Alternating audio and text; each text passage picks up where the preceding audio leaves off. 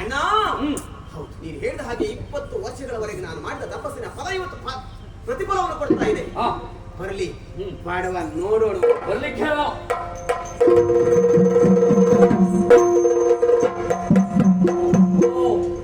ಅಧಿರಾಜರು ರಾಯರು ಸವಾರಿ ಈ ಕಡೆ ಬಂದಿದೆ.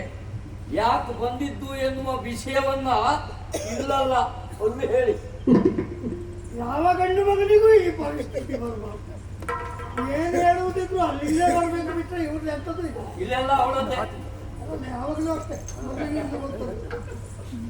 ಶಿವರಂಗಿನಿ, ನನ್ನಲ್ಲಿ ಎಷ್ಟೋ ಮನಕಷಾಯಗಳು ನಡೆದು ಹೋಗುವುದು, ನಾನದನ್ನು ಒಪ್ತೇನೆ. ಆದರೆ ನಮ್ಮ ಮನದ ದ್ವೇಷ ಎನ್ನುವುದು ಮುಂದೆ ಬಾಳಿ ಬೆಳೆಯಬೇಕಾದ ಮಕ್ಕಳ ಮೇಲೆ ಕೆಟ್ಟ ಪರಿಣಾಮ ಬೀರಬಾರದು. ಆ ಕಾರಣಕ್ಕಾಗಿ ಬಂದಿದ್ದೇನೆ. ನನ್ನ ಮಗಳು ನಿನ್ನ ಅಳಿಯನನ್ನು ಗುರುಕುಲದಲ್ಲಿದ್ದಾಗ ಪ್ರೇಮಿಸಿದ್ದಾರಂತೆ. ಪರಸ್ಪರ ಪ್ರೇಮಿಗಳು ಅವರಿಬ್ಬರ ಮದುವೆಯನ್ನು ಮಾಡಿರೋಣ ನಿನ್ನಲ್ಲಿ ಕೇಳುವುದಕ್ಕಾಗಿ ಅಣ್ಣ ಮಾಡಿದೆಯ ಪಾಪ,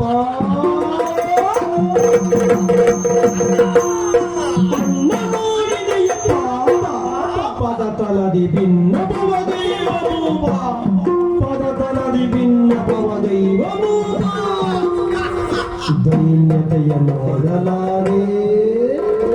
ಅಯ್ಯೋ ಅಯ್ಯೋ ಅಯ್ಯೋ ನಿನಗೆ ಶರಣಾಪದ.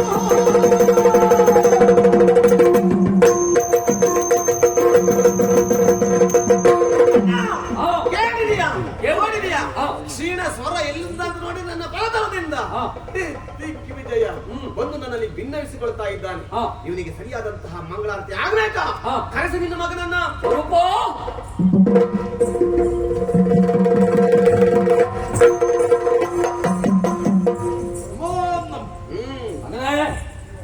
ನೋಡು, ಓಲಿ ನಿಂತವ ಹೇಳ್ತಾ ಇದ್ದಾನೆ, ನೀನು ಗುರುಮಠದಲ್ಲಿರುವಾಗ ಅವನ ಮಗಳನ್ನ ನೋಡಿ ಮಾತನಾಡಿ ಪ್ರೀತಿಸಿದೆಯಂತೆ.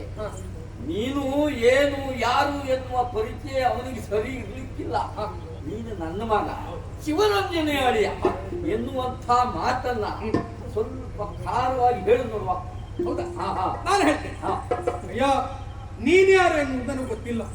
ಗುರುಮಠಕ್ಕೆ ನಾನು ಹೋದದ್ದು ವಿದ್ಯಾಭ್ಯಾಸಕ್ಕಾಗಿ ಬಿಟ್ರೆ ಪ್ರೀತಿ ಪ್ರೇಮ ಮಾಡುವುದಕ್ಕಾಗಿ ಅಲ್ಲ. ಅಷ್ಟಾಗಿಯೂ ನಾನು ಜನಸಾಮಾನ್ಯ ಅಂತ ತಿಳಿದುಕೊಳ್ಳುವುದು ಬೇಡ. ಶಿವಕೀರ್ತಿಯ ಮಗ ನಾನು ಅಲ್ಲ, ಶಿವರಂಜನಿಯ ಅಳಿಯನಾಗಿ ಇಂಥ ಕಾರ್ಯ ಯಾವತ್ತಿಗೂ ಮಾಡುವವರಲ್ಲ.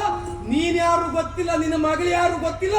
ಈ ವಿಚಾರ ನನಗೆ ಸಂಬಂಧ ಇಲ್ಲ. ಒಳ್ಳೆ ಮಾತಾಡಿದ ಮನೆ ಸರಿಯಾಗಿ ಕೇಳ್ಕೊಂಡು ಮತ್ತೆ ನಿಂತುಕೊಳ್ಳೋದು ಯಾಕೆ ಹೇಳು. ಉತ್ತರ ಸಿಕ್ತಲ್ಲ. ಆಯ್ತಲ್ಲ ಮಂಗಳಾರತಿ ಮುಖಕ್ಕೆ. ಸವಾರಿ ಹೊರಡ್ಬೋದು.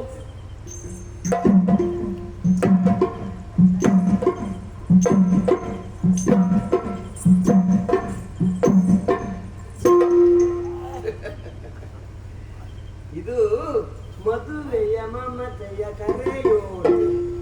ನನ್ನಳೆಯನಿಗೂ ನಾನು ನೋಡಿ ಮೆಚ್ಚಿರುವಂತಹ ಹುಡುಗಿಯ ಜೊತೆಗೂ ಬರುವಂತಹ ಸದ್ಯದ ಒಳ್ಳೆಯ ಮುಹೂರ್ತದಲ್ಲಿ ಮದುವೆ ಉಂಟು.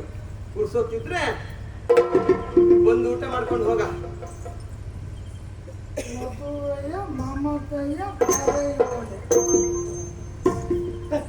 ಶಿವರಂಜನಿ, ನೀನು ತಡದೆ ಅಂತ ನಾನು ನಿಂತದ್ದಲ್ಲ. ನಿನಗೆ ನಾನು ಹೇಳಲೇಬೇಕಾದ ಮಾತನ್ನು ಹೇಳಿಯೇ ಹೋಗೋಣ ಎನ್ನುವ ಕಾರಣಕ್ಕಾಗಿಯೇ ನಿಂತವನು ನಾನು. ನೋಡು, ನಾನು ತೀರ್ಮಾನ ಮಾಡಿದ ನಾಗರ ಪಂಚಮಿಯ ಶುಭ ದಿನ ನಾಗವನದಲ್ಲಿ ನನ್ನ ಮಗಳೊಂದಿಗೆ ನಿನ್ನ ಅಳಿಯನ ಬರಬೇಕು. ನೀನು ಹುಡುಗರಿಗೆ ಅಂತ ಏನು ತರೋದು ಬೇಡ. ಹಿರಿಯಳಾಗಿ ಬಂದು ಅಕ್ಷತೆಯನ್ನು ಹಾಕಿ ಆಶೀರ್ವಾದ ಮಾಡಿದ್ರೆ ಸಾಕು.